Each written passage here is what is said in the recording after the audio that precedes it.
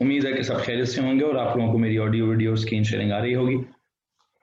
हमारे मेडिकल के स्टूडेंट्स ने भी हमें ज्वाइन कर लिया होगा जी। इस वक्त हमारा फिजिक्स का लेक्चर चल रहा है और फिजिक्स के इस लेक्चर में हम लोग पुत्र क्या पढ़ रहे हैं। देखिए, अभी भी हमने कहा कि हम ये मैकेनिक्स ही पढ़ रहे हैं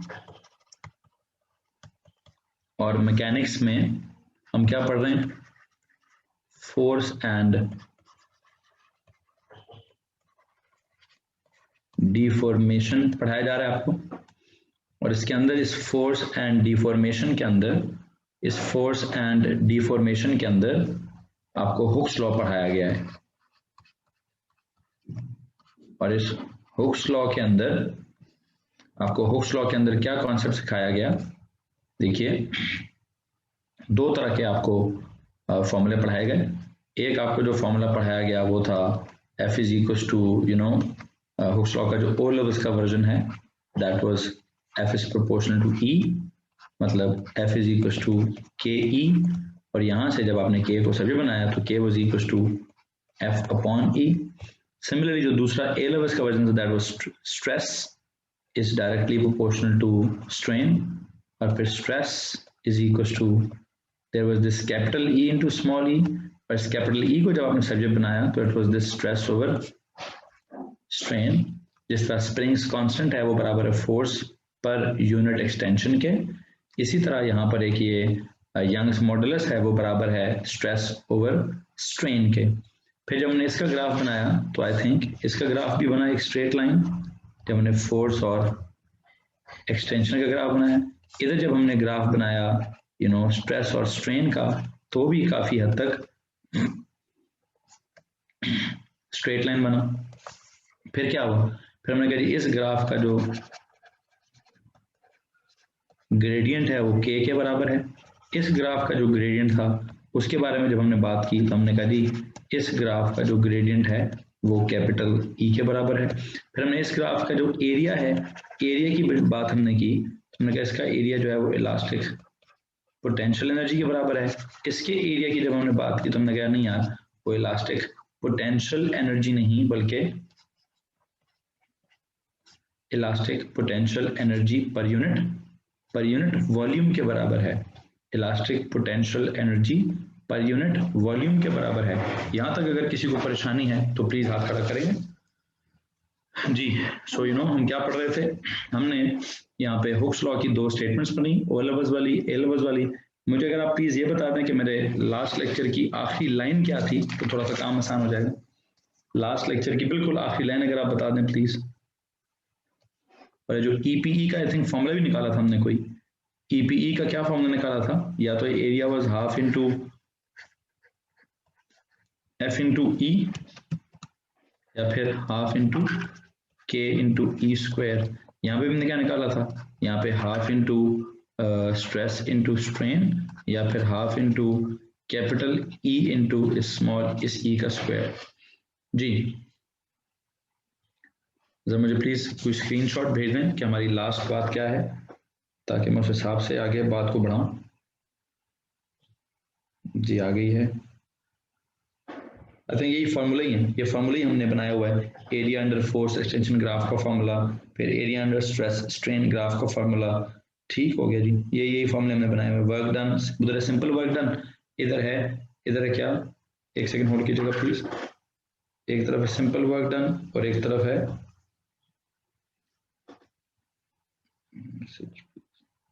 work done per unit volume, work done per unit volume, या फिर work done per unit volume. ठीक है, सो ये चीजें हमने आपको लास्ट लेक्चर में डिस्कस की हुई हैं। ठीक है, आज हम क्या करेंगे, ये जो मैं लफ्ज इस्तेमाल कर रहा हूँ इलास्टिक लिमिट का, या एक लफ्ज इस्तेमाल हो रहा है इलास्टिसिटी का। एक लफ्ज इस्तेमाल हो रहा है कौन सा बेटा, इलास्टिक लिमिट और इलास्टिसिटी। एक काम करते हैं, पहले ये फार्मूले वाला खाता खत्म करते हैं, फिर हम ये इलास्टिक लिमिट, इलास्टिसिटी और इलास्टिक बिहेवियर की तरफ चलेंगे। ठीक है, एक काम करें, कॉलम्स को ना बोलता है थोड़ी देर के लिए बराबर ही करना, इन कॉलम्स को थोड़ी देर के लिए बराबर ही करना, कॉलम्स को बराबर कर लेना। अच्छा, जब इन कॉलम्स को बराबर कर लेंगे तो लेट मी टेल यू आज मैंने आपको क्या पढ़ाना है। मैंने आपको ना अभी क्या कहते हैं,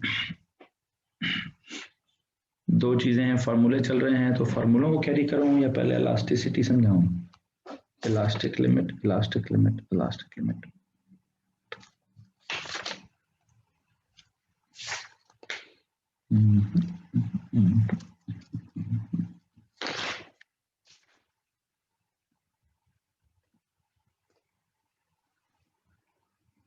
चलें पहले इलास्टिक लिमिट समझते हैं।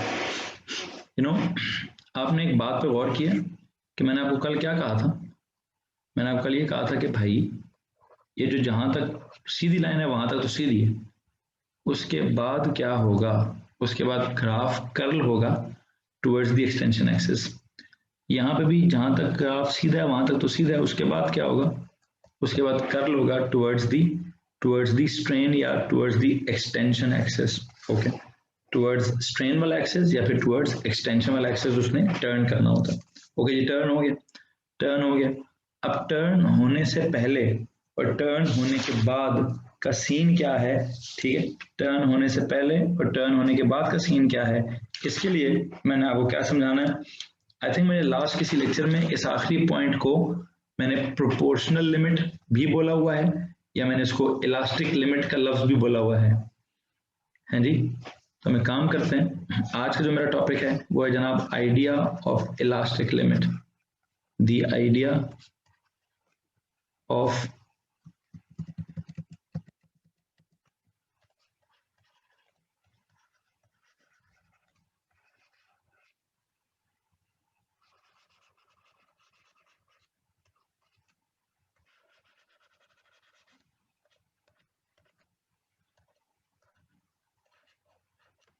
The idea of elastic limit. जी भाई, ये जो हम अभी आइडिया ऑफ इलास्टिक लिमिट पढ़ने लगे हैं, पिछले लेक्चर में फॉर्मूले काफ़ी हद तक बराबर कर दिए हैं। फॉर्मूले जितने मैंने भी आपको सिखाने थे, मैं मजीद एक दो फॉर्मूले और भी हैं, लेकिन मैं भी उनको डिस्कस नहीं करना चाहता।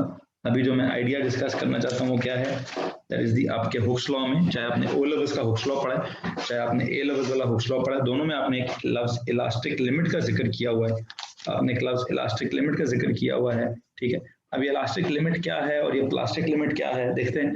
मैं वंस अगेन इसके लिए वही दो ग्राफ्स बनाने की कोशिश करूंगा, ठीक है। वो कौन से दो ग्राफ्स हैं, इलास्टिक लिमिट की बात करूं, इलास्टिक बिहेवियर की बात करूं, इलास्टिक मटेरियल की बात करूं या इलास्टिसिटी की बात करूं, एक ही बात है। इलास्टिक लिमिट के साथ एक और लफ्ज लिख दें, इलास्टिक बिहेवियर।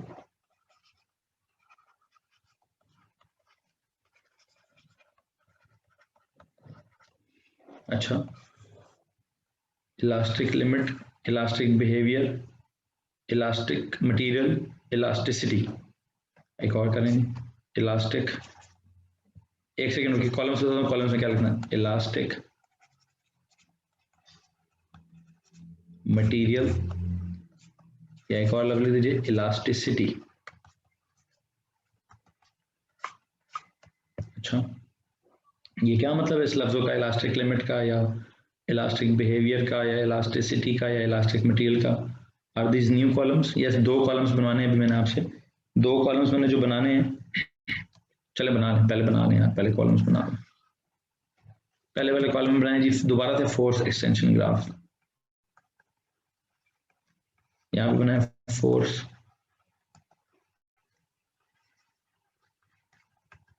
एक्सटेंशन ग्राफ, और यहाँ पे बनाए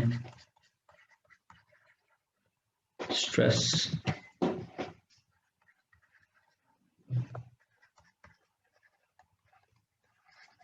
स्ट्रेन ग्राफ, ठीक है। ये जी फोर्स और ये है extension, force in newtons, extension in metres, यहाँ पे क्या stress in pascals, strain in no units. अच्छा, इनका जो ग्राफ है, their graph is a straight line to some limit and after that, not पूरा नहीं, होना किधर चाहिए था, जाना इसको किधर चाहिए था, जाना इसको सीधा चाहिए था, बट इट टर्न्स थोड़ा सा, इट टर्न्स थोड़ा सा टुवर्ड्स एक्स एक्सिस। इसी तरह जाना इसको भी किधर चाहिए, जाना तो इसको भी सीधा चाहिए, बट टर्न्स थोड़ा सा इधर। लो जी, इट टर्न्स थोड़ा सा इधर। अच्छा, अब ये जो पॉइंट है, इस पॉइंट की क्या सिग्निफिकेंस है भाई, इस पॉइंट के बारे में आप क्या जानते हैं, लेट मी टेल यू। आप इस पॉइंट को कहते हैं इलास्टिक लिमिट।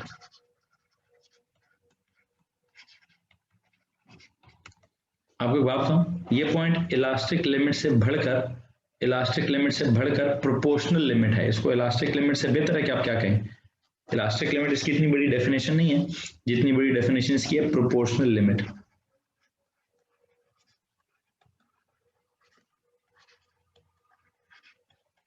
ये इलास्टिक लिमिट भी है और ये प्रोपोर्शनल लिमिट भी है। प्रोपोर्शनल लिमिट समझाना मेरे लिए बड़ा आसान है। What is meant by proportional limit? Proportional limit का लफ्ज का क्या मतलब है और इलास्टिक लिमिट के लफ्ज का क्या मतलब है, सुनिएगा जरा। वैसे तो इस पॉइंट को भी मैं क्या कहूँ, फिर ये पॉइंट भी एक तरह से कौन सा है, आप इसको इलास्टिक लिमिट कहना चाहते हैं तो इलास्टिक लिमिट कह दें, या आप इसको प्रोपोर्शनल लिमिट कहना चाहते हैं तो आप इसको प्रोपोर्शनल लिमिट कह दें। ठीक है, होता कुछ यूं है, पहले समझते हैं कि इलास्टिक लिमिट क्या है, प्रोपोर्शनल लिमिट क्या है। लेट मी टेल यू, मैं एक कॉलम में आपको प्रोपोर्शनल लिमिट समझाता हूं, प्रोपोर्शनल लिमिट का मतलब समझाने की कोशिश करता हूं, और दूसरे कॉलम में मैं आपको इलास्टिक लिमिट का कॉलम समझाने की कोशिश करता हूं।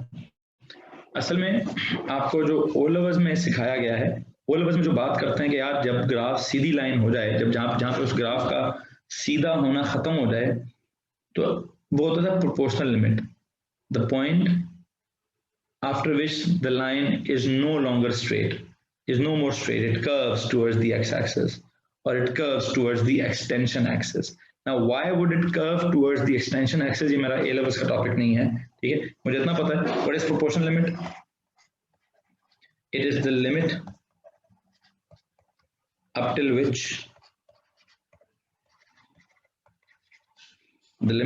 which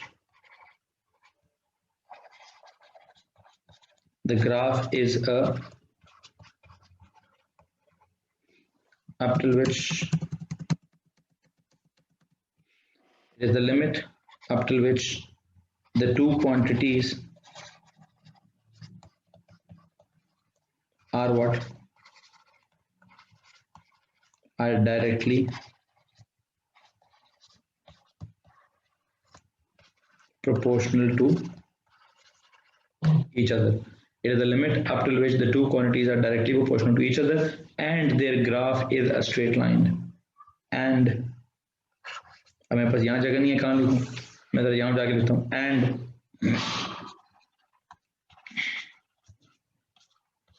their graph is a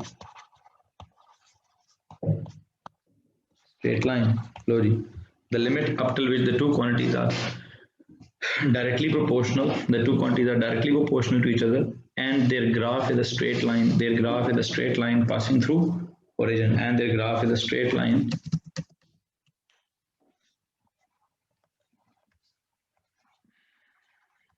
passing through origin. Hello जी, अच्छा तो ओरिजिन से तो स्टार्ट हो ही रहा है, कब तक वो स्ट्रेट लाइन है, इधर तक वो स्ट्रेट, जब तक वो स्ट्रेट लाइन है तब तक after this, after the proportional limit is crossed, the graph turns, the graph curves towards क्या, towards the extension or strain axis. आखिरी एक नोट लिखेंगे, after the proportional limit is crossed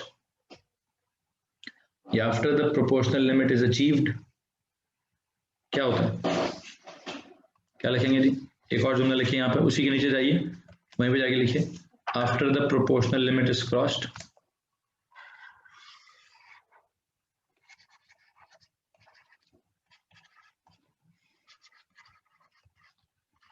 after the proportional limit is achieved,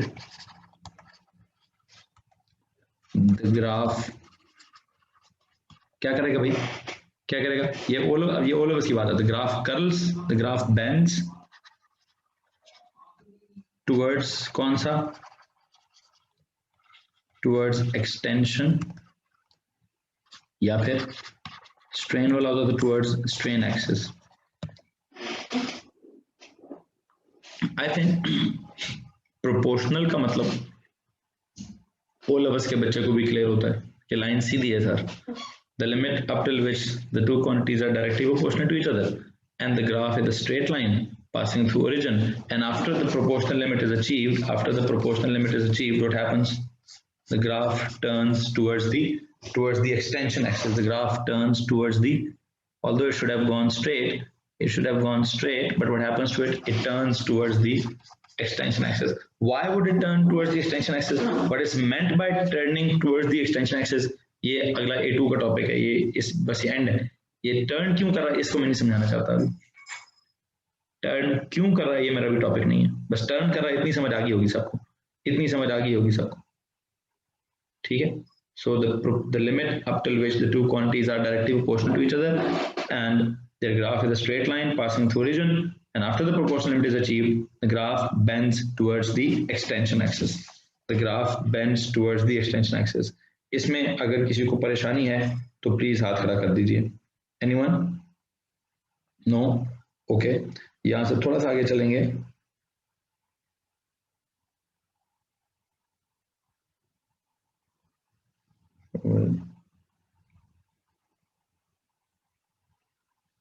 हाँ जी. So you know, अब मैं आपको ना दूसरी चीज समझाना चाहता हूँ, ये इलास्टिक लिमिट के बारे में कुछ समझाना है. इलास्टिक लिमिट का क्या सीन है भाई, इलास्टिक लिमिट का क्या सीन है सर जी, इलास्टिक लिमिट का सीन ये है कि देखें इलास्टिक बिहेवियर, जब इलास्टिसिटी खत्म हो जाए, जब इलास्टिक बिहेवियर खत्म हो जाए, अब ये इलास्टिसिटी खत्म हो जाए, इलास्टिक बिहेवियर खत्म, the limit up till which the material behaves elastically, what is it, it is the limit up till which what is happening, the material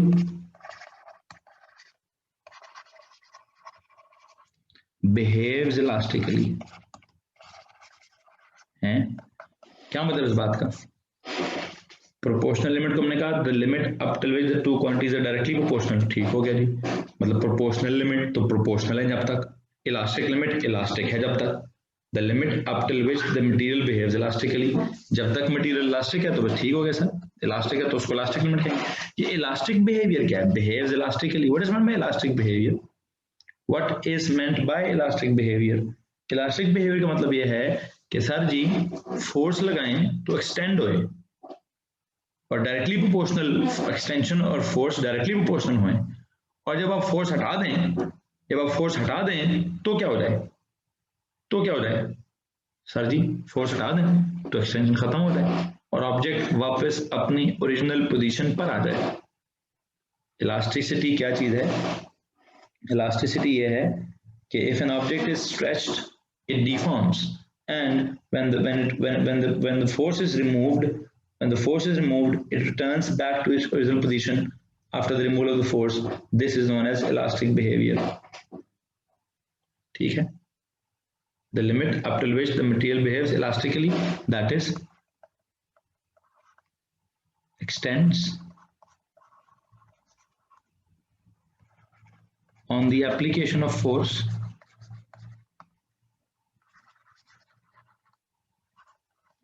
it extends on the application of force, it extends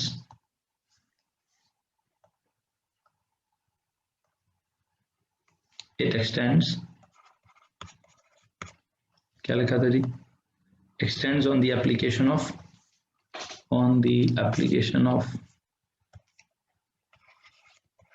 extends on the application of force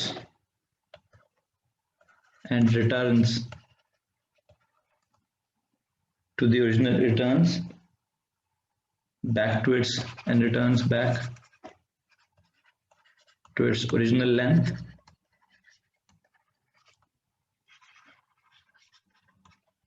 on the removal of force.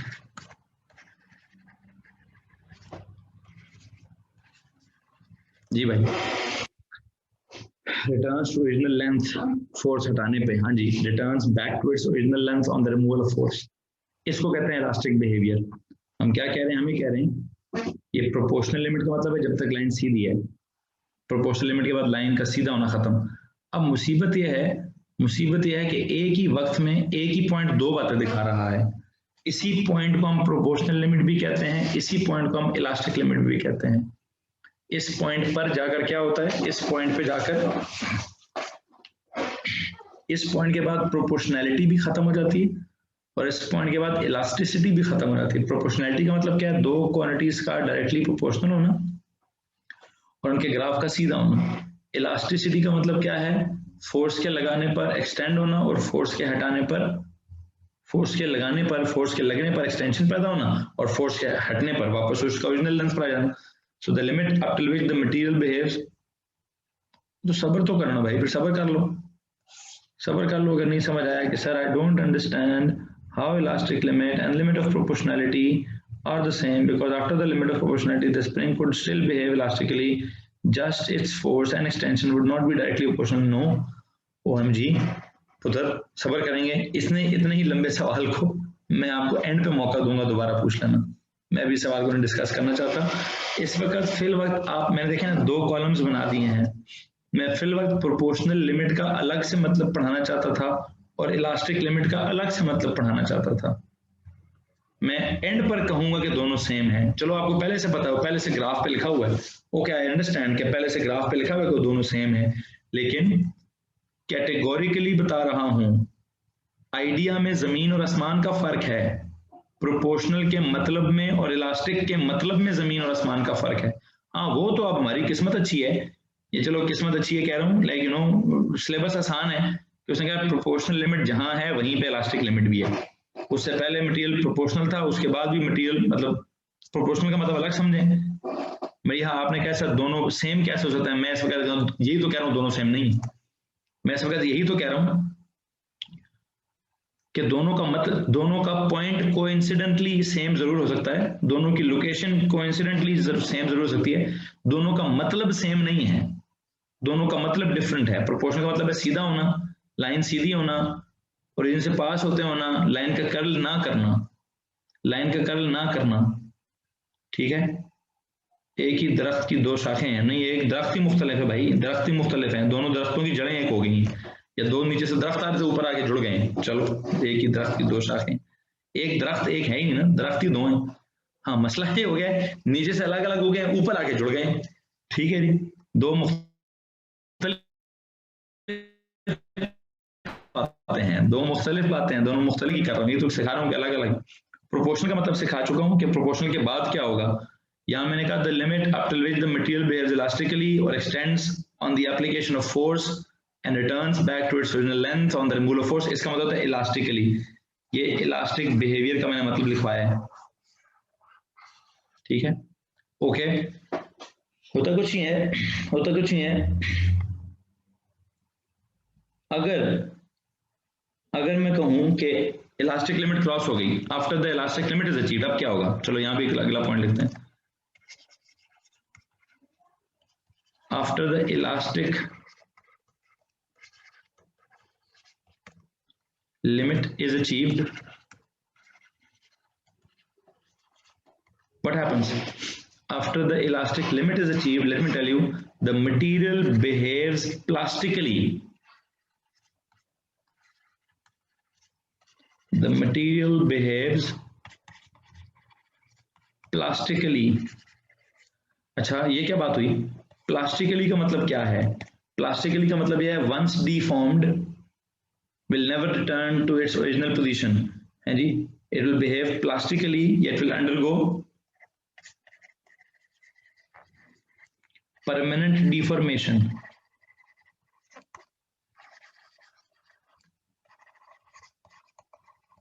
ठीक है, ये इसका मतलब ये है if the object will not return back to its, क्या कहते हैं, it will behave plastically, मतलब it will undergo permanent deformation, और इसका मतलब ये है it will not return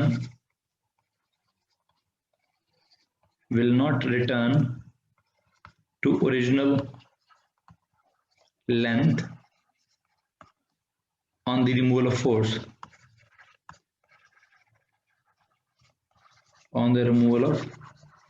force, जी भाई, अब आपको समझ आ रहा है कि मैं सिखाने की क्या कोशिश कर रहा हूं, मैं बताने की क्या कोशिश कर रहा हूं।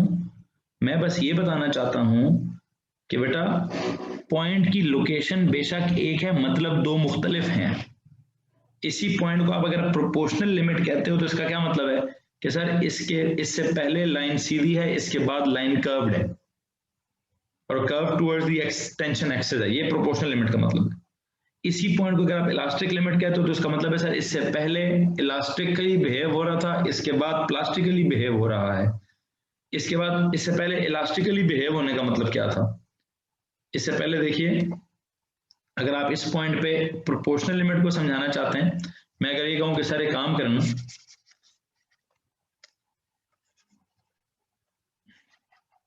आप यूं कहें कि सर इस ग्राफ में मैंने प्रोपोर्शनल को समझाने की कोशिश की है और उसी ग्राफ में मैंने इलास्टिक को समझाने की कोशिश की है, ठीक है, तो let me tell you what will happen after this. ये क्या है, यहां तक क्या हो रहा है, दिस इज इलास्टिक बिहेवियर। यहां क्या चल रहा है जी, यहां इलास्टिक बिहेवियर चल रहा है, यहां क्या चलेगा सर, यहां पे प्लास्टिक बिहेवियर चलेगा। मतलब इस पॉइंट से पहले छोड़ोगे तो वापस आ जाएगा, इस पॉइंट के बाद छोड़ोगे तो वापस अपने ओरिजिनल जगह पर नहीं आएगा। इस इलास्टिक लिमिट से पहले छोड़ दिया तो वो इधर ओरिजिनल पोजीशन पर आ जाएगा। इलास्टिक लिमिट क्रॉस होने के बाद अगर आप उसको छोड़ोगे, इलास्टिक लिमिट के क्रॉस होने के बाद अगर आपने मटेरियल को छोड़ा तो पुत्र उसने वापस नहीं आना, उसने किधर जाना है, वो मैं अगले ग्राफ में आपको बना के दिखा दूंगा कि उसने वापस नहीं आना, बल्कि उसने क्या करना है, उसने परमानेंट डिफॉर्मेशन दिखा देनी है। उसने इधर इस पॉइंट से पहले छोड़ोगे, यहां पे था, छोड़ दिया, वापस आ जाएगा। लेकिन इस पॉइंट के बाद अगर आप यहां से यहां तक जाके छोड़ते हो तो पुत्र फिर वो इधर आएगा। खैर मैं भी नहीं पढ़ना चाहता, मतलब ओरिजिनल लेंथ पर नहीं आएगा। ओरिजिनल लेंथ क्या पता इधर आ जाए, क्या पता इधर आ जाए, फोर्स खत्म कर लो, क्या पता इधर आ जाए, क्या पता इधर आ जाए, बस वो इधर तक ओरिजिनल पे नहीं जाएगा, उसके अंदर कुछ ना कुछ परमानेंट डिफॉर्मेशन जरूर आ जाएगी। इस वक्त सिर्फ ये समझिए कि उस्ताद हमारा सिखाना क्या चाह रहा है। पुत्र जी मैं आपको सिर्फ और सिर्फ दो बातें सिखाना चाह रहा हूं कि प्रोपोर्शनल लिमिट का मतलब कुछ और है, इलास्टिक लिमिट का मतलब कुछ और है। लेफ्ट के कॉलम में मैंने आपको प्रोपोर्शनल लिमिट समझाने की कोशिश की है कि इसका मतलब है दो क्वांटिटीज डायरेक्टली प्रोपोर्शनल है, डायरेक्टली बिहेव करती हैं, मतलब एक चीज ज्यादा होती है तो दूसरी चीज ज्यादा होती है, एक चीज कम होती है तो दूसरी चीज कम होती है, ठीक है, और उनका ग्राफ जो है वो सीधी लाइन है और पासिंग थ्रू रीजन है, और जब ये प्रोपोर्शनल लिमिट खत्म हो जाएगी तो graph will bend towards the extension axis या टुवर्ड्स द स्ट्रेन एक्सिस। क्यों, वो reason is out of syllabus. The reason, एक काम करें इधर जाके लिखें, the graph will bend towards the extension axis के आगे लिखें the reason for bending towards the extension axis out of syllabus. Left के कॉलम में आखिरी एक नोट लिखेंगे, the reason for bending towards the extension axis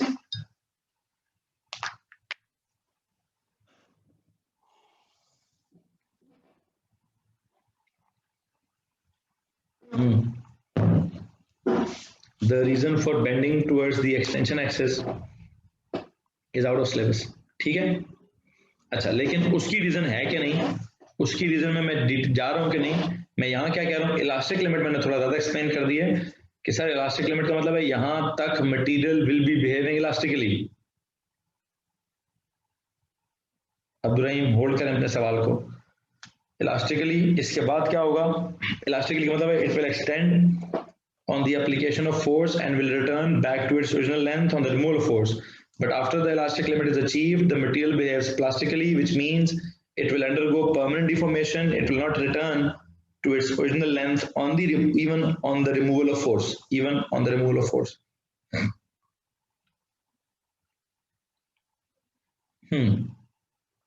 अब मैं काम ये करता हूं कि मरीहा, आपने जो सवाल पूछा था कुछ क्लियर हुआ या नहीं हुआ? आप जो सवाल पूछना चाह रहे थे बेटा, मैंने उस वक्त क्या किया? मैंने उस वक्त आपको ये कह दिया कि जनाब मैं तो समझाने की कोशिश ही ये कर रहा हूं कि प्रोपोर्शनल लिमिट का जाती तौर पर मतलब कुछ और है और इलास्टिक लिमिट का जाती तौर पर मतलब कुछ और है। आपने जिस वक्त सवाल पूछा, आई डोंट नो, आप बस अभी मैं ये पूछना चाहता हूं कि आपको अभी भी कुछ कंफ्यूजन है? अभी भी कुछ कंफ्यूजन है इन दोनों लफ्जों को लेकर, या आपको लगता है कि ओके सर ठीक हो गया है? चलो, ये sir I understand it now, okay. मेरा मकसद ही क्या था कि मैं ये सिखाऊं कि प्रोपोर्शनल लिमिट का मतलब कुछ और है, इलास्टिक लिमिट का मतलब कुछ और है, और ये कोइंसिडेंटली क्या है। ये फॉर्चुनेटली दोनों पॉइंट्स कोइंसाइड कर जाते हैं, ठीक है? ये दोनों पॉइंट्स क्या कर जाते हैं? ये कोइंसिडेंटली कोइंसाइड कर जाते हैं, ठीक है जी भाई? नॉट एग्जैक्टली कोइंसाइड नहीं करते, हम कहते हैं जी the proportional limit is very close to elastic limit. एक काम करें, इस पेज के बिल्कुल ऊपर जाके हेडर पे लिखें, हम एक सेम पॉइंट इसलिए कहते हैं कि they are very very close, they are very very close. The proportional limit and the elastic limit are very close to each other. The proportional limit and the elastic limit are very close to each other. Abdul Rahim, आपका सवाल भी अभी exist कर रहा है या खत्म हो गया? आप भी कुछ सवाल पूछना चाहेंगे क्या खत्म हो गया? इधर जिस तरह यहाँ पे आपने कहा, यहाँ अगर मैं आपको प्रोपोर्शनल लिमिट समझा रहा हूं तो इससे पहले क्या था जी? इससे पहले there is a straight line and there is a curved line, it is curved. तो प्रोपोर्शनल में स्ट्रेट और कर्व्ड का कॉन्सेप्ट है, और इलास्टिक में इलास्टिक बिहेवियर और प्लास्टिक बिहेवियर का कॉन्सेप्ट है। And let me tell you, elastic behaviour के दौरान जो इलास्टिक डिफॉर्मेशन होती है दैट इज टेम्पररी, और प्लास्टिक बिहेवियर के दौरान जो प्लास्टिक डिफॉर्मेशन होती है that is permanent. Elastic behaviour क्या है? इलास्टिकली डिफॉर्म होना। इलास्टिक डिफॉर्मेशन क्या है? कि फोर्स के खत्म होने पर उसका क्या कर जाना? फोर्स के खत्म होने पर उसका खत्म हो जाना।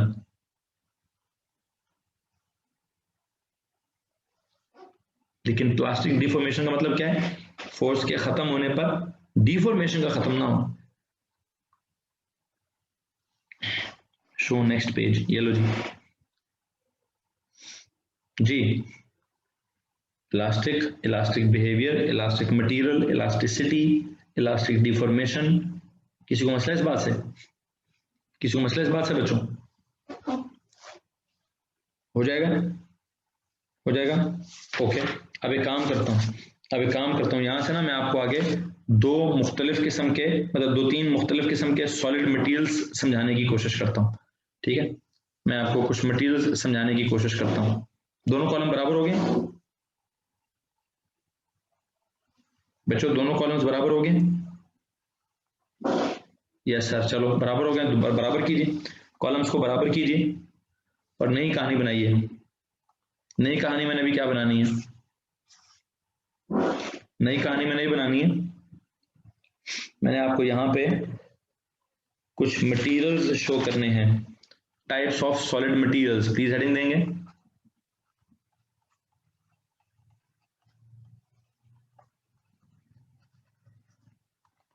Types of solid materials.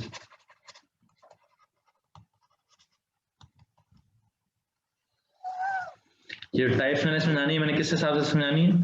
With respect to their behaviour.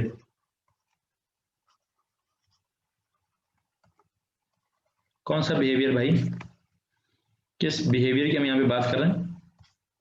With respect to their behaviour. Behaviour कौन सा वाला? उनका मतलब force extension behaviour, stress strain behaviour, या plastic elastic behaviour. With respect to their behaviour कौन सा वाला? With respect to their elastic और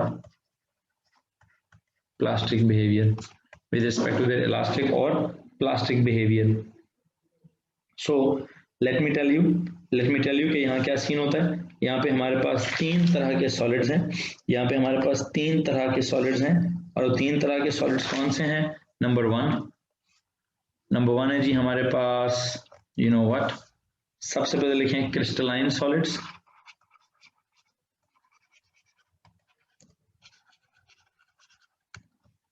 ठीक है. नंबर 2 पे लिखिए एमॉर्फस सॉलिड्स.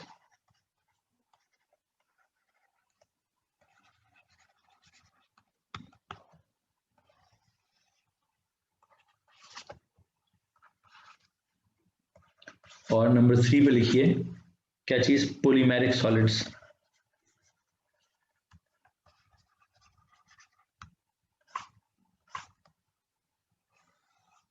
ये जो अल्फाज मैंने निकाले हैं ये मैंने केमिस्ट्री में से नहीं निकाले. ये लफ्ज वैसे तो वहां पे भी आपने सॉलिड्स पढ़ा होगा, वहां पे भी आपने शायद सॉलिड्स पढ़े हो कि जी क्रिस्टलाइन, बल्कि आपने तो वहां क्रिस्टलाइन नहीं पढ़े, macromolecular solids, simple molecular solids, metallic solids, ionic solids. ठीक है. खैर मैं इस वक्त इतनी ज्यादा केमिस्ट्री में नहीं जाना चाहता. मेरे पास 3 डिफरेंट मटेरियल्स हैं. मैं उन मटेरियल्स की बिहेवियर की बुनियाद पर एक मतलब क्रिस्टलाइन सॉलिड्स में आपको क्या समझाऊंगा, इनमें मैं आपको मेटल्स समझाने की कोशिश, लाइक स्टील समझा दूंगा. चलो जी. एमॉर्फस सॉलिड में मैं आपको क्या बोलते हैं, ग्लास समझा दूंगा. पॉलीमेरिक सॉलिड में मैंने आपको रबर समझा देना है. लो जी, क्या बात कर रहे हैं भाई, हम टाइप्स ऑफ सॉलिड्स पढ़ रहे हैं with respect to their elastic या प्लास्टिक बिहेवियर. और उसमें स्टील के साथ क्या होता है, ग्लास के साथ क्या होता है, रबर के साथ क्या होता है, इसको जरा थोड़ा सा फॉलो करना है, इसको थोड़ा सा फॉलो करना. इससे पहले कि मैं बताऊं उनके साथ क्या होता है, लेट मी टेल यू कि यार यहाँ पे इनके साथ थोड़ी सी केमिस्ट्री क्या है. इसके अंदर there is a long range of order. Metals में क्या होता है, there is a long range of order of the particles. long range of order of particles. long range of order of particles यूं समझिए, order extends throughout the structure. order या order किसको मैं कह रहा हूं, order या pattern या जो regular arrangement है,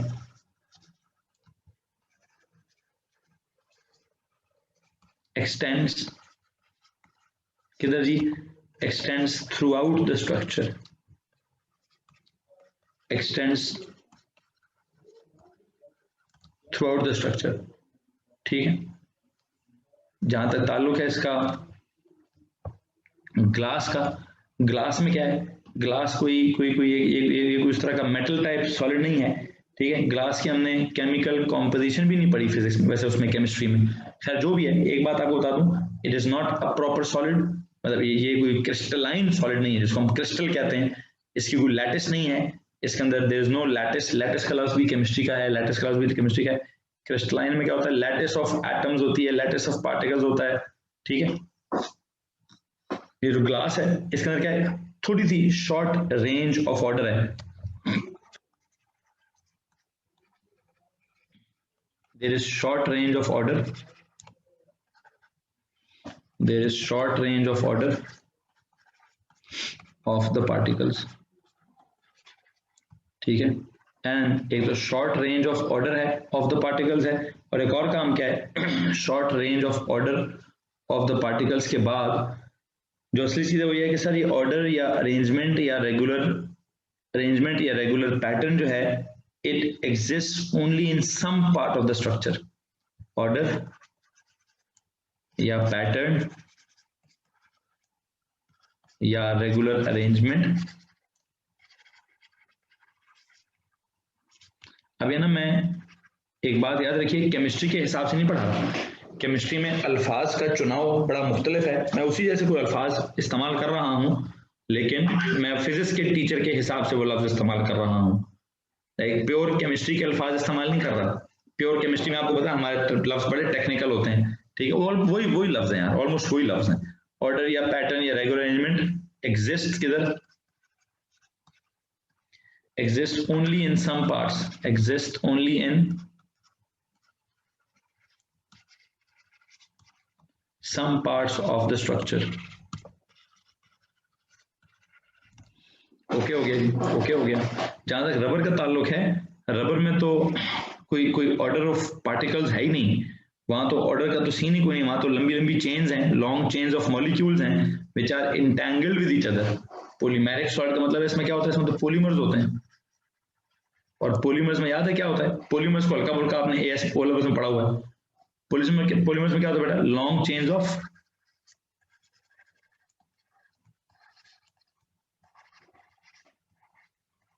लॉन्ग चेन्स ऑफ मॉलिक्यूल्स होते हैं विच आर व्हाट, एक चेन, लंबी चेन, दूसरी चेन, तीसरी, सारे के सारे ना आपस में वो क्या बोलेंगे, स्पेगेटीज की तरह, स्पेगेटी की प्लेट की तरह मिक्स हुए होते हैं। लॉन्ग चेन्स ऑफ मॉलिक्यूल्स हैं which are entangled with each other, entangled with each other। तो उसमें तो वो जो एटम्स का, जिस तरह यहाँ पे एटम्स की एक लैटिस है या long range of order of the particles है, यहाँ तो ऑर्डर ऑफ द पार्टिकल्स का सीन ही कोई नहीं है, तो यही डिफरेंट किस्म की मटेरियल है। इसके अंदर जो स्ट्रैंड्स हैं, लॉन्ग चेन्स ऑफ मॉलिक्यूल्स हैं जो कि आपस में क्रिस क्रॉस हुई हुई हैं जी। खैर मुझे ये नहीं समझाना यार, ये फिर हम वंस अगेन थोड़ी सी केमिस्ट्री में जा रहे हैं। बेटा याद रखिए, इस तरह से पढ़ने को हम केमिस्ट्री कहते हैं, इस तरह से नहीं पढ़ना हमने, हमें फिजिकल प्रॉपर्टी डिस्कस करनी है यार। फिजिकल प्रॉपर्टी क्या है, फिजिकल प्रॉपर्टी सीधी सीधी डिस्कस होती है कि जहां इनका इलास्टिक बिहेवियर कैसा है तो इनका प्लास्टिक बिहेवियर कैसा है, बस वो बिहेवियर समझा दें। बिहेवियर कैसे समझाऊंगा, सुनिए जरा। इसका जब ग्राफ बनाया जाता है फोर्स एक्सटेंशन वाला, या यूं समझें कि क्या बोलते हैं, फोर्स इन न्यूटन है तो एक्सटेंशन इन मीटर है, या फिर स्ट्रेस इन पास्कल है तो स्ट्रेन इन नो यूनिट्स है। स्ट्रेन, अब फोर्स एक्सटेंशन है कि स्ट्रेस स्ट्रेन है, ये काम करें सर, हम ए लेवल्स में आ गए हैं। ए लेवल्स में फोर्स एक्सटेंशन वाले को थोड़ा कम लिफ्ट कराते हैं, ज्यादा लिफ्ट किसको कराते हैं, स्ट्रेस और स्ट्रेन वाले को कराते हैं। अच्छा, जब आप स्ट्रेस और स्ट्रेन वाले को कराते हैं तो प्लीज जरा देखिएगा सीन क्या होता है। सीन ये है कि पहले क्या करें,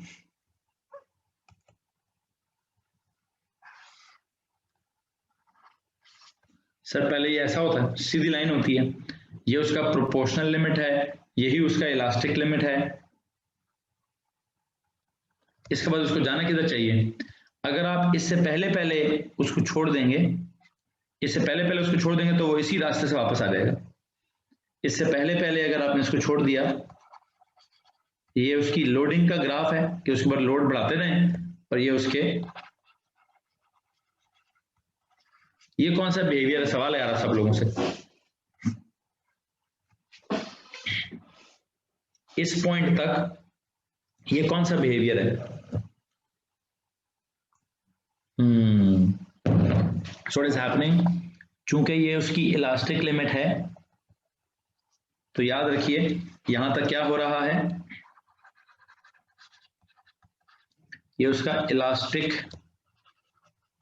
बिहेवियर है, या आप इसको इलास्टिक बिहेवियर कहिए, या उसके अंदर यहाँ पे ये उसका पॉइंट कौन सा है। लोडिंग का मीनिंग, लोडिंग मतलब लोड लगा रहे हैं, मतलब फोर्स बढ़ा रहे हैं, फोर्स बढ़ा रहे हैं तो एक्सटेंशन बढ़ रही है, ये आगे जा रहा है। अनलोडिंग मतलब फोर्स कम कर दिया आपने, फोर्स खत्म कर दी, तो सारे वापस आना स्टार्ट हो गए। लोडिंग अनलोडिंग, मेरा बेटा समझ आ रहा है लोडिंग अनलोडिंग का मतलब, फोर्स लगाने को मैं लोड लगाना कह रहा हूँ, फोर्स हटाने को मैं लोड हटाना कह रहा हूँ। फोर्स लगाएंगे तो एक्सटेंशन ज्यादा होगी, आगे जाएगा, फोर्स हटाएंगे तो एक्सटेंशन कम होगी, वापस आएगा। This is known as elastic behaviour. और इसमें इस इलास्टिक बिहेवियर के दौरान जो डिफॉर्मेशन हो रही है, प्लीज बताइए वो कैसी है सर, वो है टेम्परेरी, परमानेंट, सॉरी उसको क्या बोलेंगे हम, उसको बोलेंगे सर जी टेम्परेरी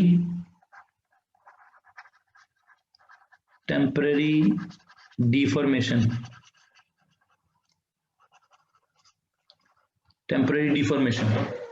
इलास्टिक बिहेवियर के दौरान जो डिफॉर्मेशन होती है वो टेम्परेरी होती है, और इस पॉइंट को हम क्या कहेंगे, इस पॉइंट को हम कहेंगे इलास्टिक, क्या, इलास्टिक लिमिट। अब अगर मैं कहूं कि इलास्टिक लिमिट गई भाई, इलास्टिक लिमिट क्रॉस हो गई है, इलास्टिक लिमिट अगर क्रॉस हो गई है तो मैं पेन का कलर भी चेंज कर दूं। अगर इलास्टिक लिमिट क्रॉस हो गई है तो पेन का कलर चेक कीजिए। अब मिसाल के तौर पे अगर आपका ग्राफ, एक तो बात है सर ये कर्व करेगा यूं, कर्व करेगा किधर, यूं, और अगर अब आपने इसको यहां से वापस छोड़ा, और अगर आपने इसको वहां से वापस छोड़ा, तो पुत्र जी एक बात बताना पसंद करेंगे, ये ओरिजिन पे जाएगा वापस। अब जिस रास्ते से आया है उस रास्ते से वापस, अगर ये यहां से जा रहा है, और अगर आप इस पॉइंट पे जाके इसको वापस छोड़ते हैं, इस पॉइंट पे जाकर इसको वापस छोड़ते हैं, तो लेट मी टेल यू, ये ना कहीं कहां रुका, जहां दिल करे, जीरो पर नहीं जाएगा। जिस रास्ते पे जा रहा है उस रास्ते को नहीं फॉलो करेगा, रास्ता चेंज कर लेगा भाई। लेट मी टेल यू, यहां आता है, मिसाल के तौर पे यहां आ जाता है जी। तो अब ये जो इसके अंदर पैदा हो गया, क्या पैदा हो गया, ये क्या चीज पैदा होगी उसके अंदर, फोर्स आपने सारी खत्म कर दी। अब ये टेम्परेरी तो नहीं है, बस वापस कर्व में जाएगा, बस जैसे भी जाए, हमें इतना पता है कि वापस ओरिजिन पे नहीं जाएगा, बस मैं इतना बताना चाहता हूं, जहां भी जाए वापस ओरिजिन पे नहीं जाएगा। एक काम करो जी सर, इसको इधर ले आओ, एक काम करो, यूं ले आओ सर, इधर आ जाएगा जी, चलो हेलो, तो जाओ ही नहीं। पहले उसके अंदर जब प्लास्टिक बिहेवियर था, जब उसके अंदर प्लास्टिक बिहेवियर था तो टेम्परेरी डिफॉर्मेशन थी। सब्र करोगे ना यार, सब्र करो, आगे जा रहा हूँ, जा रहा हूँ जी। प्लीज बताइए ये कौन सा बिहेवियर है, पहले वाला इलास्टिक बिहेवियर था, ये कौन सा बिहेवियर है, प्लास्टिक बिहेवियर है। अब आपने क्या कर दिया, आपने अगर फोर्स रिमूव भी कर दी तो जिस रास्ते से गया था उस रास्ते से वापस नहीं जाएगा, किसी और रास्ते से वापस जा रहा है। कि इस पॉइंट पे सर फोर्स तो खत्म हो गया, स्ट्रेन खत्म नहीं हुआ, स्ट्रेन खत्म नहीं हुआ, बल्कि उसकी जगह क्या आ चुका है, उसकी जगह परमानेंट डिफॉर्मेशन आ चुकी है। यहां जाके क्या लिखो, प्लास्टिक डिफॉर्मेशन जो है वो क्या है, it is permanent deformation now. What is this, बस नीचे जगह नहीं, यहां लिखो परमानेंट डिफॉर्मेशन, परमानेंट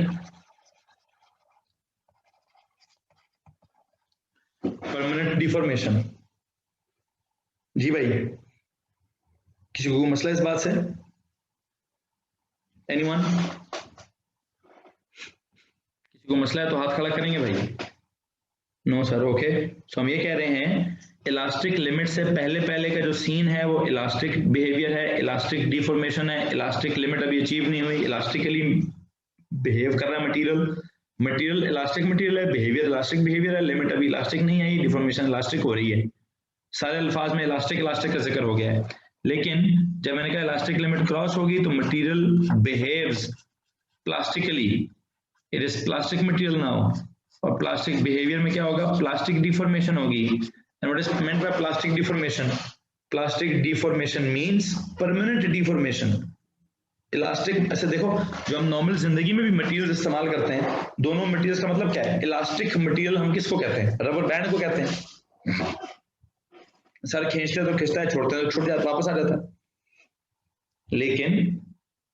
लेकिन प्लास्टिक मटेरियल किसको कहते हैं, जो सर बड़ी मुश्किल से क्या होता है, जो बड़ी ही मुश्किल से क्या होता है, बड़ी मुश्किल से वो क्या बोलेंगे उसको, एक्सटेंड होता है, लेकिन वंस एक्सटेंड हो जाए फिर मुड़ के वापस भी नहीं आता। वंस अगर वो एक्सटेंड हो जाए तो फिर मुड़ के वापस भी नहीं आता। जी भाई, किसी को मसला है इस इलास्टिक स्टील के इस बिहेवियर के साथ, what is happening to steel को जब हम कल याद है आपको, मैं एक मशीन की बात कर रहा था कि हमारी यूनिवर्सिटी में एक मशीन थी, बहुत जाइगेंटिक किस्म की, दो बड़े बड़े उसके जॉस थे, उसके अंदर रॉड को पकड़ लेते थे, रॉड को यूं खींचते थे और फिर आप रीडिंग लेते थे, फिर छोड़ देते थे, फिर और ज्यादा खींचते थे, ज्यादा रीडिंग लेते थे, फिर छोड़ देते थे। मतलब करते क्या थे, लोड लगाया फिर छोड़ दिया, रीडिंग ले ली फिर छोड़ दिया, फिर रीडिंग ले ली फिर छोड़ दिया। तो असल में ना ये वाला ग्राफ प्रैक्टिकली ड्रॉ होता है कि यहाँ तक जब आप जाते हैं तो सीधा जाता है, लोड छोड़ो वापस आ जाता है, सीधा जाता है, लोड छोड़ो वापस आ जाता है। लेकिन जब आप इस पॉइंट पे जाके छोड़ते हैं तो कोई और सीन है, इस पॉइंट पे जाके छोड़ते हैं कोई और सीन है, इस पॉइंट पे जाके छोड़ते हैं, तो वापसी का उसका जो रास्ता है वो सेम नहीं है, वापसी का रास्ता उसका मुख्तलिफ है। खैर जो भी है, मैंने जहां कहीं से भी मिसाल के तौर पर यहां से उसको छोड़ा वापस तो इधर आ गया है। अब उसके अंदर क्या आ चुकी है, एक परमानेंट डिफॉर्मेशन आ चुकी है। इनफैक्ट आप उसका स्ट्रक्चर ही तब्दील कर चुके हैं, इनफैक्ट आप उसका स्ट्रक्चर ही तब्दील कर चुके हैं।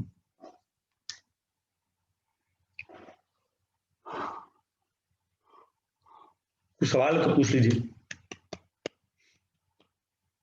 What is the name of that machine? I want to search on YouTube.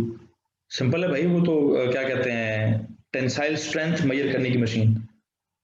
क्या कहेंगे, टेंसाइल स्ट्रेंथ मेजर करने की मशीन। ठीक है, ये सिंपल YouTube पे लिख देना कि जी machine to test the steel, machine to test the steel, tensile strength measure करने की मशीन। ठीक है, हाइड्रोलिक जैक मशीन टाइप होती है वो। खैर जो भी है, जब सिविल इंजीनियरिंग करोगे तो आप मशीन पढ़ा देंगे वो।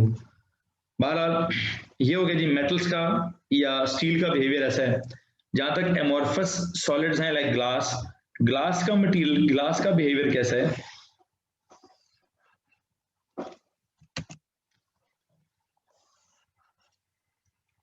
यहां पे बनाओ स्ट्रेन, यहां पे बनाओ स्ट्रेस, और इसका ग्राफ देखते हैं जी। Glass glass glass glass glass glass, पुत्र जी ग्लास का क्या सीन है, ग्लास में कभी परमानेंट डिफॉर्मेशन का सवाल देखा है जी? सर उसमें तो डिफॉर्मेशन का तो कॉन्सेप्ट ही कोई नहीं है, उसने तो एक लम्हा आना है और उस लम्हे पे उसने टूट जाना है। पहले वो थोड़ी सी फोर्स बर्दाश्त करेगा, थोड़ी सी फोर्स बर्दाश्त करेगा, और थोड़ी सी फोर्स बर्दाश्त करने का मतलब क्या है, आई थिंक उसका ग्राफ कुछ ऐसा है। बस यहीं पर उसने ब्रेक कर जाना है, आई थिंक उसका ये ब्रेकिंग पॉइंट है, यहां से आगे का सीन ही नहीं है, ये उसका ब्रेकिंग पॉइंट टाइप सीन है। ठीक है, हाँ ये जरूर है कि जब आप फोर्स लगाओगे तो ऊपर जाएगा, ठीक, लोडिंग होगी ऊपर जाएगा, अनलोडिंग होगी तो इसी रास्ते से वापस आ जाएगा, अनलोडिंग हुई तो इसी रास्ते से वापस आ जाएगा, अनलोडिंग हुई तो इसी रास्ते से वापस आ जाएगा। लेकिन बहुत जल्दी, sir this is a straight line right, yes exactly this is a straight line, this is a straight line. तो इसका मतलब ये हुआ कि ग्लास भी थोड़ी देर के लिए क्या बिहेव करता है, ग्लास भी हाई टेम्परेचर नहीं यार, हाई स्ट्रेस, बहुत जोर का स्ट्रेस लगाना है आपने उसको। किसी ग्लास की रॉड को पकड़ के खींचेंगे तो थोड़ी देर के लिए खींचेंगे, एकदम से कड़क करके टूट जाएगी, एकदम से कड़क करके टूट जाएगी। किस लम्हे पे टूटेगी, ये उसका लम्हा है जी, इस लम्हे पे जाके टूट जाएगी। प्लास्टिक बिहेवियर का तो सवाल ही पैदा नहीं होता, इलास्टिक लिमिट भी नहीं आई अभी तो, अभी तो इलास्टिक लिमिट भी नहीं आई। हमें तो ये तो पता ही नहीं है कि इसने आगे सीधा जाना है कि इसने कर्ल करना है, इसने क्या करना है, इसने बस इसी पॉइंट पे जाकर बहुत जल्दी टूट जाना है। ठीक है, बहुत जल्दी टूट जाना है। और वैसे आप इसको क्या बोलेंगे, जिस लम्हे पे इसने टूट जाना है उस स्ट्रेस को क्या बोलूं, दी अल्टीमेट स्ट्रेस।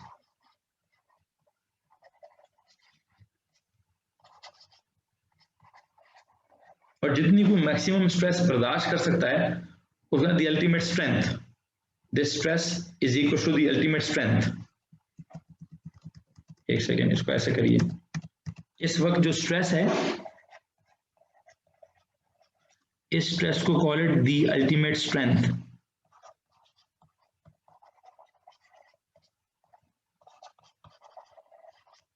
जिस स्ट्रेंथ पे कोई मटेरियल टूटता है, जिस स्ट्रेंथ पे कोई मटेरियल टूटता है उस, सॉरी जिस स्ट्रेस पे कोई मटेरियल टूटता है उस स्ट्रेस को कहते हैं अल्टीमेट स्ट्रेंथ, उस स्ट्रेस को कहते हैं अल्टीमेट स्ट्रेंथ।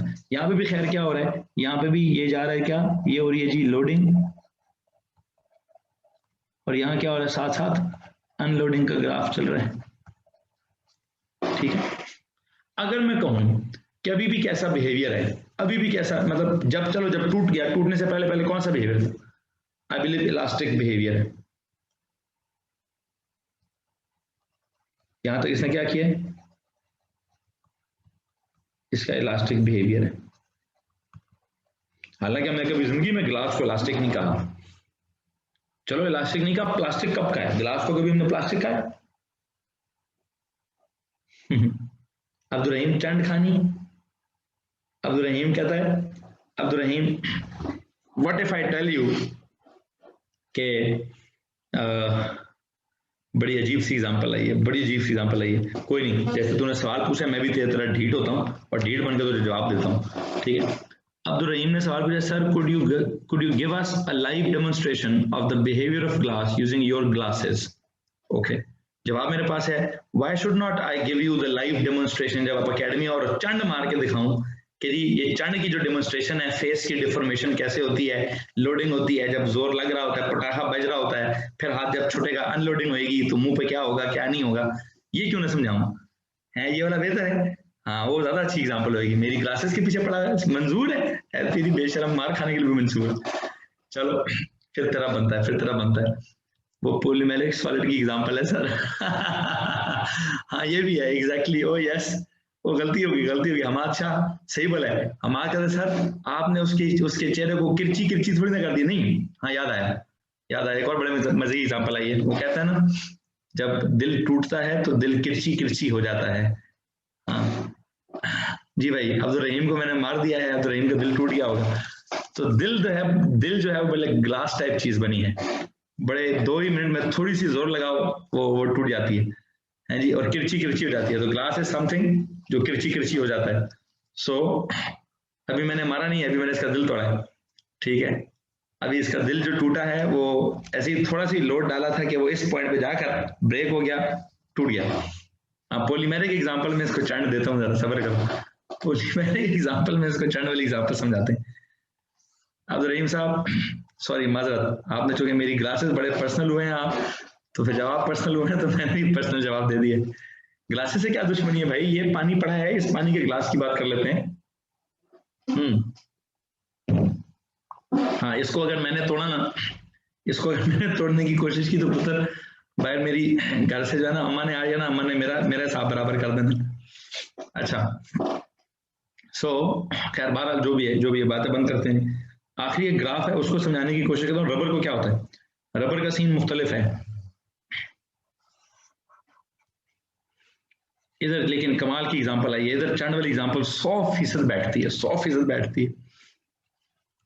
यहाँ पे सिग्मा बनाओ पास्कल में, चूंकि जो हाथ के फाइबर हैं या जो चेहरे के, आई डोंट, मुझे एग्जैक्टली बायो नहीं पता, लेकिन मुझे पता है कोई टिश्यूज हैं या कोई स्किन के सेल्स हैं कि टिश्यूज हैं, वो पॉलीमेरिक हैं, लाइक यू नो वो मेटल के तो नहीं बने हुए, हम शीशे के भी नहीं बने, हम पॉलीमर्स के बने हुए हैं, मसल्स हैं, कार्बोहाइड्रेट से जो भी होता है, प्रोटीन शोटीन होता है। अच्छा होता क्या है, होता कुछ यूं है कि यू नो उसकी ना अजीब, उसका पैटर्न अजीब सा यार, जब चंद पड़ती है तो चेहरा यूनिफॉर्म होता है, मतलब जब लोडिंग हो रही होती है ये यूं जाता है, और जब वापस आता है तो ये यूं करके आता है जी। आप कहेंगे सर ये क्या कर दिया आपने, ये क्या कर दिया, दोनों के दरमियान में एरिया छोड़ क्यों दिया, ये समझाता हूँ, ये तो सारा कमाल है, ये चंड का कमाल है। अभी चंड पड़ती क्यों है, अगर जिस रास्ते से लोडिंग हुई है उसी रास्ते से वापस आना है, फिर तो दर्द का कॉन्सेप्ट ही नहीं होगा ना, है ये बीच में एरिया है सर, ये ग्राफ तो प्रैक्टिकली समझ आएगा, जी समझो प्रैक्टिकली कहीं ना कहीं चंड पड़ी होगी किसी ना किसी को, हाँ जी कहीं ना कहीं चंड पड़ी होगी तो मुंह लाल हुआ होगा, ये जो ग्राफ का एरिया ना ये मुंह लाल होना है, थर्मल एनर्जी में एनर्जी वेस्ट होगी इसकी। अभी बचपन में कहीं किसी को कूट नहीं पड़ी, जरा उस फीलिंग में लेकर आओ, ठीक है, उस जमाने में खुद को लेके जाओ जब मार पड़ी थी, ठीक है। हाँ अगर नहीं लगी फिर तो अपने आप को एक काम करो, जोर से पटाख करके लगाओ, खुद फीलिंग आ जाएगी, क्या होगा कि जब आप, चलो छोड़ो यार, मजाक खत्म करते हैं, रबर की तरफ ले जाओ, जिस रबर को आप इलास्टिक कहते हैं, देखिए स्टील ज्यादा इलास्टिक है, अगर आप स्टील को देखें, स्टील इलास्टिक के मतलब पर 100% पूरा उतर रहा है, रबर तो इलास्टिक के मतलब पर थोड़ा इनडायरेक्टली पूरा उतरता है, रबर को अगर आप गौर करें तो इलास्टिक के मतलब पर सही तो नहीं उतरा, जिस रास्ते से जा रहा है उसी रास्ते से तो नहीं आ रहा। लोडिंग का जो टोटल एरिया है वो कुछ, लोडिंग के अंडर जो टोटल एरिया है वो कुछ और है, अनलोडिंग के अंडर जो टोटल एरिया है वो कुछ और है, और लोडिंग और अनलोडिंग के बीच में एक एरिया है वो भी है। अच्छा देखें व्हाट हैपेंस टू इट, पहले शुरू में मतलब लोडिंग एक स्ट्रेट लाइन प्रोपोर्शनल लिमिट नहीं है। चलो एक काम करते हैं, अगर ग्राफ सीधी लाइन नहीं है, अगर ये ग्राफ सीधी लाइन नहीं है तो क्या सीधी लाइन होना किस चीज की निशानी है बताओ? चलो सीधी लाइन होना किस चीज की निशानी है? नहीं, इलास्टिक को अलग समझना है, सॉरी सॉरी सॉरी पुत्र, इलास्टिक को अलग करो और प्रोपोर्शनल को अलग करो। सीधी लाइन होना दो क्वांटिटीज के प्रोपोर्शनल होने की निशानी है। सीधी लाइन होना दो क्वांटिटीज के प्रोपोर्शनल होने की निशानी है, हुक्स लॉ के अप्लाई होने की निशानी है। F is proportional to E या stress is proportional to strain की निशानी है। अभी यहाँ पे क्या हो रहा है? Line is not straight. What does it mean? It means the material, it means the two quantities are not directly proportional. It means that the two quantities are not directly proportional. It means Hooke's law is not being applied. Hooke's law is not being applied. Okay? पहली बात तो ये होगी।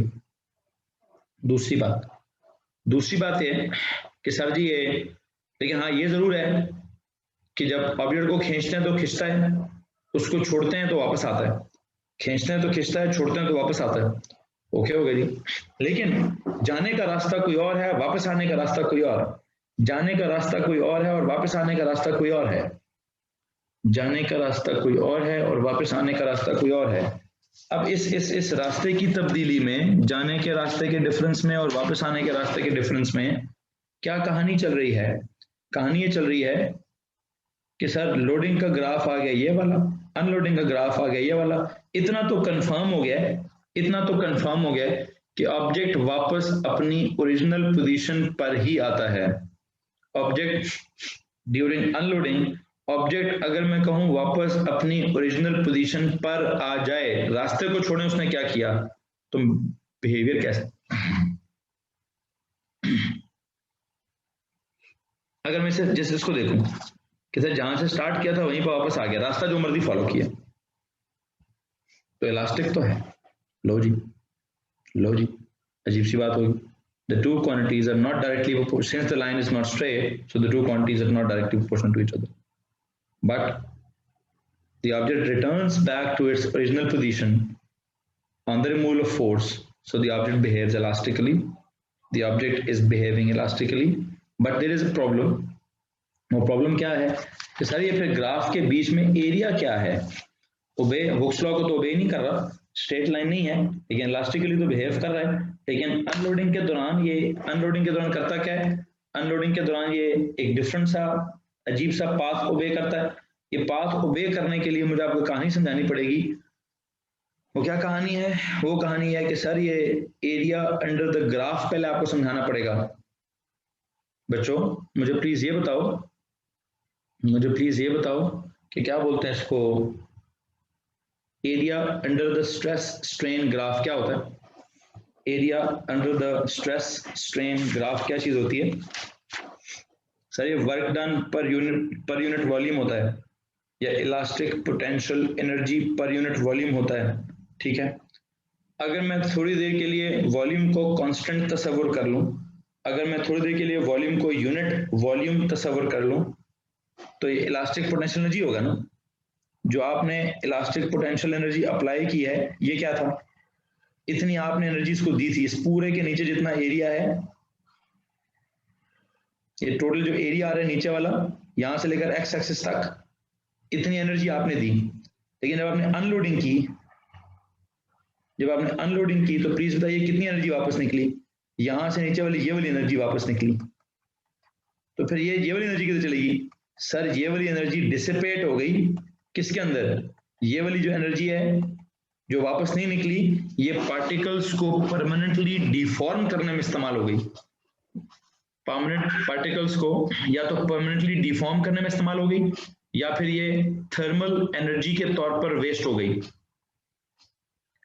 ये वापस नहीं निकली। बल्कि एक काम करते हैं, ये एनर्जी की डिटेल बड़ी लंबी चौड़ी है, एनर्जी की डिटेल बड़ी लंबी चौड़ी है, इसके बारे में मैं कल के लेक्चर में डिस्कस करता हूँ। टाइम हमारे ख्याल से बहुत ऊपर हो गया। अभी हमें क्या करना है, अभी हमें हमारा केमिस्ट्री का लेक्चर उसको भी कैरी करना है, ठीक है। इन तीनों का जो एनर्जी का एनर्जी की एक्सप्लेनेशन है, इन तीनों के जो शेप में एनर्जी का पैटर्न है, वो मैं आपको नेक्स्ट लेक्चर में समझाऊंगा। फिल वक्त आप सिर्फ क्या कीजिए, आप इन 3 शक्लों को याद कर लीजिए यार। पेपर में ज्यादातर ये सवाल एमसीक्यूज में आता है, और एमसीक्यूज में बस आपको ये इसकी शक्ल याद होनी चाहिए। रबर की शक्ल है, ये ग्लास की शक्ल है, ग्लास की शक्ल में क्या सीन हो रहा है सर, यहाँ बस सीधी फोर्स लगाते हैं, लोड होता है, अनलोड होता है, किसी न किसी लम्हे पर टूट जाता है, किसी भी लम्हे पर टूट जाता है, ठीक है। लेकिन जो स्टील है, स्टील पहले इलास्टिक होता है, फिर प्लास्टिक होता है, इलास्टिक में वो जाता है वापस आता है, प्लास्टिक में वो जब जाता है आगे तो वापस किसी और रास्ते से आता है। और इसके एरियाज का क्या मतलब है, आई थिंक नेक्स्ट लेक्चर में सिखाना चाहिए, थोड़ा लंबा काम हो जाएगा, ठीक है। आज के लेक्चर को यहाँ पे रोकें भाई।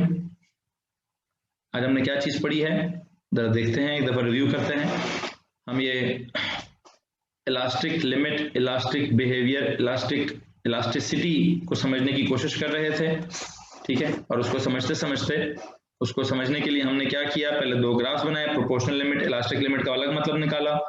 फिर अलग मतलब निकालने के बाद हमने 3 डिफरेंट किस्म के मटेरियल्स डिस्कस किए, रबर डिस्कस किया, शीशा डिस्कस किया, स्टील डिस्कस किया। उनके ग्राफ्स हमारे सामने हैं। अभी इन ग्राफ्स को, इनका अंडरस्टैंडिंग हमने 100% मुकम्मल नहीं किया, इनकी अंडरस्टैंडिंग हमने 100% मुकम्मल नहीं की। ये इंशाल्लाह कल के लेक्चर में मुकम्मल कर लेंगे, इसकी अंडरस्टैंडिंग इंशाल्लाह कल के लेक्चर में मुकम्मल कर लेंगे, ठीक है। ठीक है भाई, चलो जी। सो अभी क्या करते हैं, दिस इज 8:40, अभी फिजिक्स के लेक्चर को एंड करते हैं, फिजिक्स के लेक्चर को एंड करते हैं।